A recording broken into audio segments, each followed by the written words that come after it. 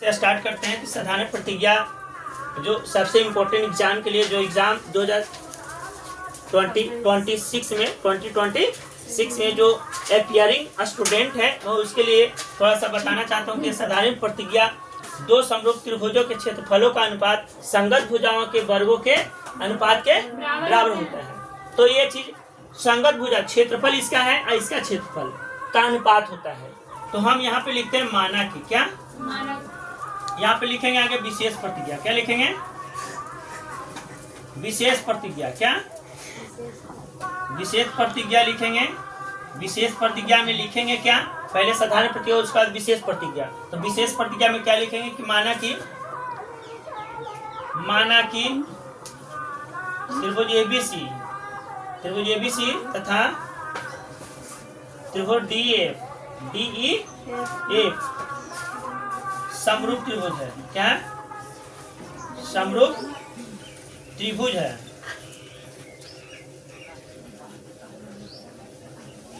त्रिभुज है जिसमें कोण A बराबर कोण D और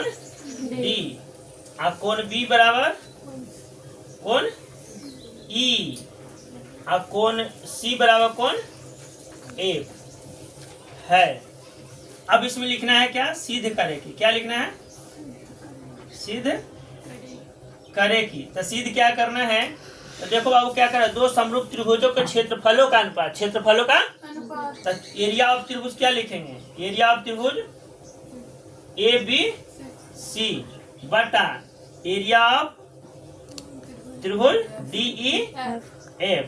ये हो गया दो समरूप त्रिभुजों का क्षेत्रफलों का अनुपात। क्षेत्रफलों का अनुपात हो गया। अब क्या कहता है? तो कहता है कुछ चीज संगत भुजाओं के। तो संगत भुजा AB क्या AB के स्क्वायर संगत भुजाओं के वर्ग के अनुपात के बराबर होता है।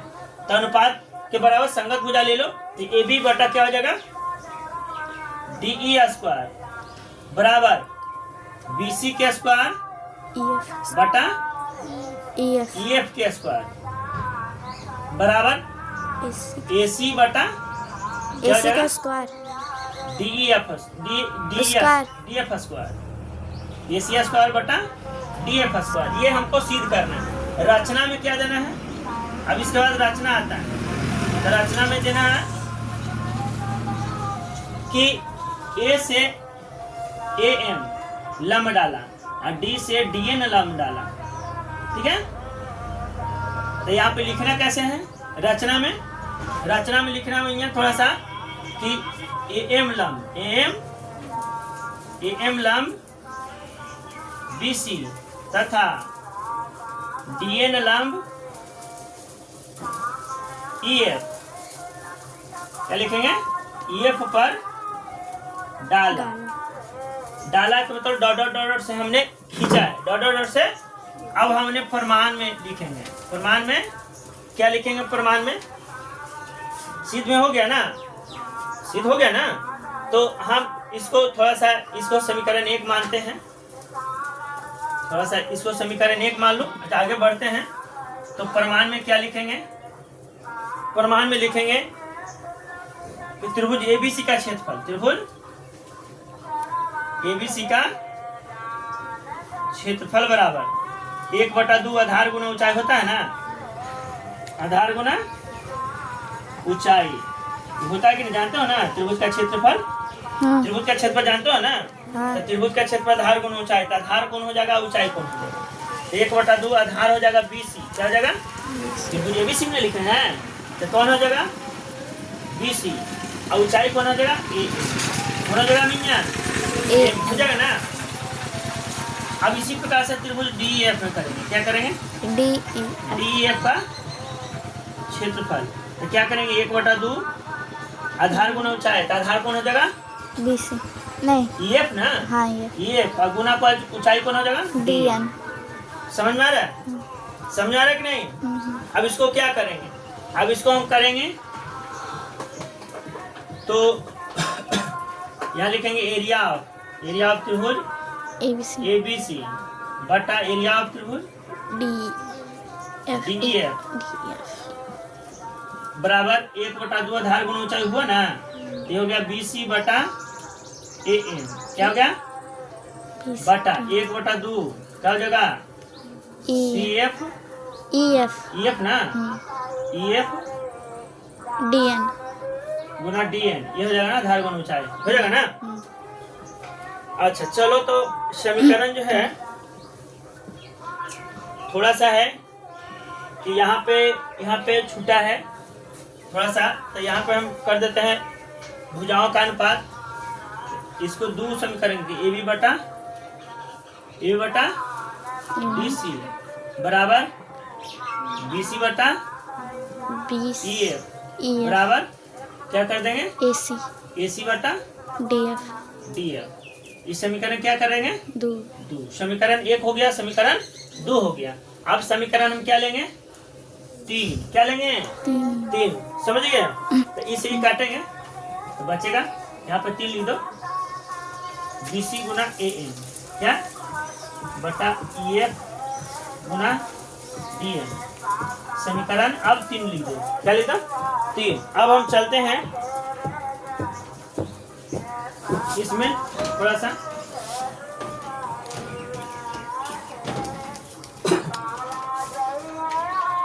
तो इसमें चलते हैं आगे, तो लिखेंगे त्रिभुज ABM। क्या?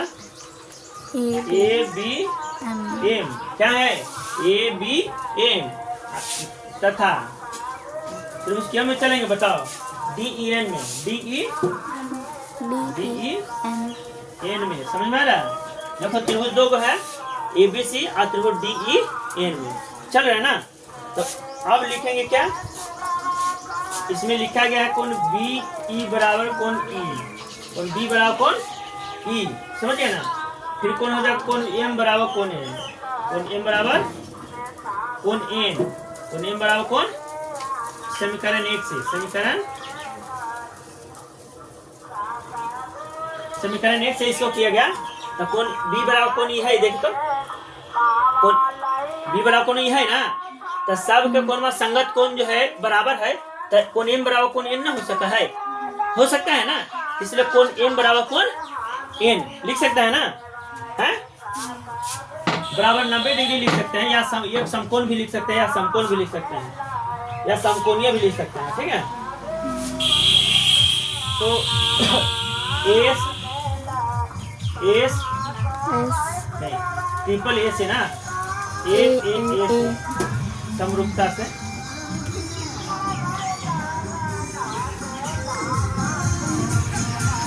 से तो क्या हो जाएगा? त्रिभुज ABM समरूप त्रिभुज क्या हो जाएगा? DEN ना, DEN।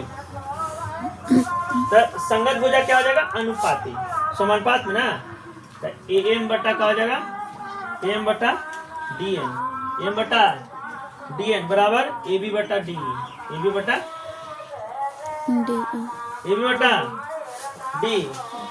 अब समीकरण 2 से, दो से क्या कर रहा है? समीकरण 2 से क्या कर रहा है? AB बटा D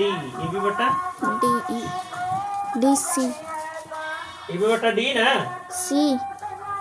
AB बटा D DC लिखे हैं, C लिखे हैं, AB बटा D बराबर BC बटा EF।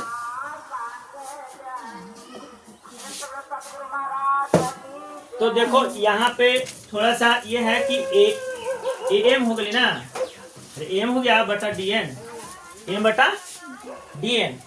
अब बराबर AB को AB यानी कहने का, तो AB बटा D को क्या लिख सकते हैं? AB बटा D को क्या लिख सकते हैं? सब बराबर है ना, देख लो, AB बटा D, ये बटा AB बटा, वहाँ E होगा, D कहाँ है? यहाँ ना है, वो नहीं, इधर E होगा, DC E होगा, AB बटा DE होगा, AB बटा D DE। 2 समीकरण 2 ना, हाँ, AB बटा D हो जाएगा, तो D है ना, DC लिखे हैं, DC AB बटा DC लिखे हैं आप, DE होगा। अच्छा, D होगा, सॉरी।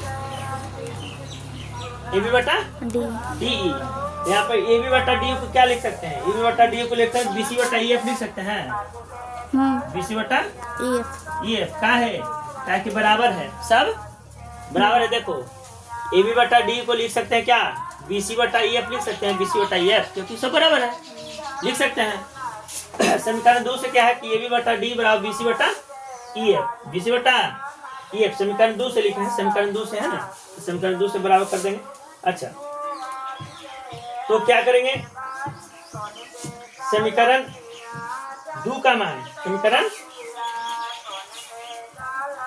समीकरण 3 में देने पर, 3 में देने पर, तो देख मैं यहाँ समीकरण 3 है ना, तो अब बताओ कि बीसी बटा ई एफ, बीसी बटा ई एफ, तो देखिए ए एम बटा डी एन है ना, ए एम बटा डी एन, ए एम बटा डी एन, तो ए एम बटा डी एन ये मानवा बीसी को रख देंगे ई एफ में, क्या रख देंगे? समीकरण 3 से, समीकरण 3 में, समीकरण 3 में किसका मान रखने पर? बीसी बटा ई एफ ना रे, अरे बीसी बटा ई एफ ना, ए एम बटा डी एन, ए एम बटा डी एन ये ना रखेंगे। तो देख लो